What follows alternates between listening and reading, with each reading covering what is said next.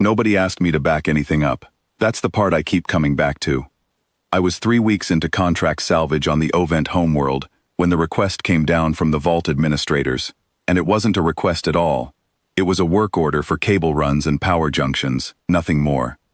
The Ovent had their own systems for the things that mattered. Quantum lattice columns, 40 meters tall, humming behind glass in the big vault under the cracked dome, each one holding more information than every library humanity ever burned.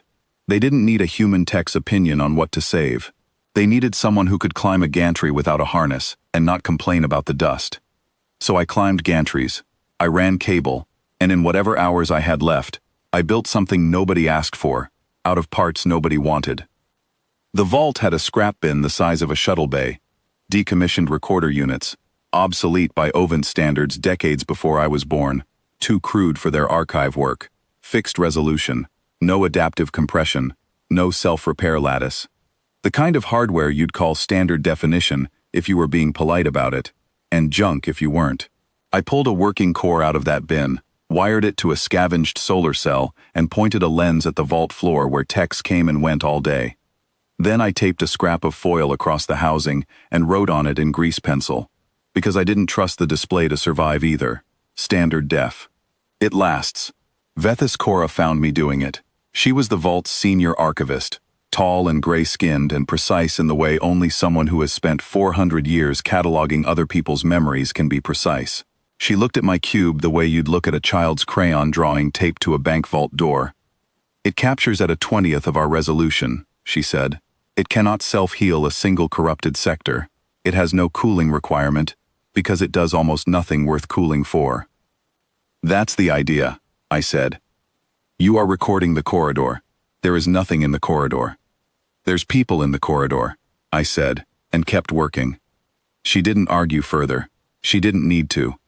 Around the vault, other Ovent technicians had started calling it my toy, my human hobby, and I let them, because it wasn't costing anyone anything, and it made me feel less like a stranger climbing their gantries for a paycheck. Some of them left small offerings at it like a joke. A spare bolt, a wrapper, once a child's drawing of what I assume was meant to be me, all elbows and no neck. I kept the drawing taped up next to the foil. I ran a cable feed from my little cube up through a maintenance shaft and let it sit there behind a grate, quietly writing to a card the size of my thumb, 24 hours a day, resolution low enough to embarrass a security camera. I want to be clear that I never thought of it as important work. It was the kind of thing you do on a long contract to keep your hands busy after the real shift ends, like whittling, except with salvaged parts instead of wood. If you'd asked me, 3 weeks in, what the cube was for, I'd have told you it was for nothing. Redundancy without a purpose. A habit from growing up somewhere. Power didn't always stay on. Where you learned early that the simplest tool in the shed was usually the one still working after a storm. The lattice columns failed on a Tuesday, if the Ovent had used a word for Tuesday. I wasn't in the vault when it started. I was up in the gantries doing exactly the cable work I'd been contracted for. What I heard first was the change in the hum. The columns ran at a frequency you stopped noticing after the first week, and when it dropped an octave all at once, 40 stories of Ovent engineers went white at the same moment, like a held breath let go wrong. Cascade failure. That's the human word for it. The Ovent had one of their own that I never learned to pronounce right. A resonance fault in the cooling lattice had been building for longer than anyone admitted, and when the first column dropped, it dragged the others down with it inside of 11 minutes. Every self-healing failsafe overwhelmed at once, because the failsafes were as elegant and as fragile as everything else down there. By the time I got down to the vault floor, the great columns stood dark behind their glass, and the air smelled like burnt insulation and something else, something that wasn't a smell so much as an absence.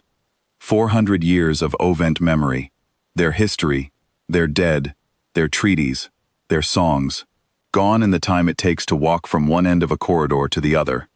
Vethis Cora stood in the middle of the floor with her hands at her sides, not moving, in a way I understood was closer to screaming than anything her species did with their voices. Around her, techs were already tearing into access panels, hunting for anything, a partial write, a stray cache, a fragment. I stood at the edge of it because it wasn't my place to hunt through the wreckage of someone else's 400 years. That's when she looked up, past the dead columns, up the maintenance shaft toward the grate, where a small solar-fed cube had been sitting behind a scrap of foil for 3 weeks, doing almost nothing worth cooling for. "Your recorder," she said. "It draws no power from the lattice grid." "No," I said. "It's got its own cell. Doesn't touch your systems at all." She was already moving.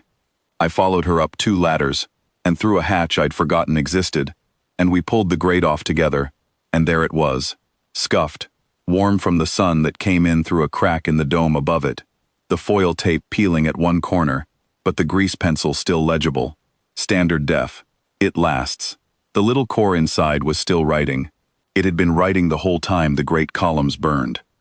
We carried it down to a reader that still worked. Vethus's hands weren't steady, which I had never seen from her, not once in 3 weeks of watching her handle irreplaceable things like they were replaceable. The corridor footage was exactly what I'd told her it would be. People, nothing dramatic. C-techs walking to shift change, an argument about a supply requisition, someone's child. Vault staff brought their children in on rest days. I hadn't thought anything of it. Sitting cross-legged on the floor near a support column, singing something with 3 other kids while a parent worked nearby. Ovent naming songs, I learned later. Every child gets one, composed for them alone, sung by their own voice into the family record, the day they're old enough to hold the note. The high columns had a formal archive of those songs, curated and lossless and perfect. The high columns were dark. My 20-year-old scrap bin core, recording a corridor at a resolution not worth compressing, had caught 4 children singing their names into the air on an ordinary afternoon, because it happened to be pointed at the floor when it happened. It was the only copy left. Vethus Cora sat with that footage playing for a long time before she said anything to me. When she did, it wasn't about the recorder. "We built our memory to be perfect," she said. "We never built it to survive." "Mine wasn't built to be anything," I said. "I just didn't want to lose the corridor if the power dropped for a day. Figured something simple wouldn't have much to break." She wanted to give me something for it. A formal honor, a seat among the vault administrators, my name added to the archive itself, the kind of thing that mattered enormously to a culture built on being remembered. I understood what it cost her to offer it, and what it would have meant to refuse carelessly. I refused anyway, as gently as I knew how. Told her the cube wasn't mine to be honored for. It never held anything of mine. Everything on it was theirs. The argument about the requisition, the shift change, 4 kids singing on a rest day, and the only thing I'd actually done was tape a scrap of foil over a part I didn't trust and walk away from it. I told her to keep the cube itself, foil and grease pencil and all, exactly as it was, in whatever place they built to replace the columns.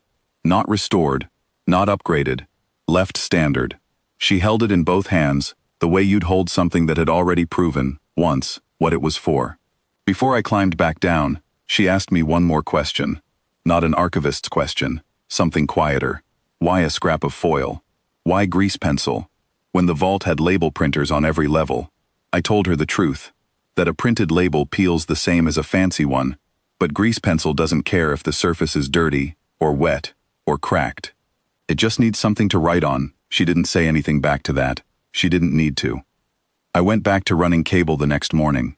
There wasn't much else for a human salvage tech to do in a vault that no longer existed to be salvaged. But I know where that cube sits now, behind glass of its own, in a room with no lattice hum at all, just daylight through the cracked dome, falling on a scrap of yellowed tape, and 4 words in grease pencil that never needed to be anything more than what they said.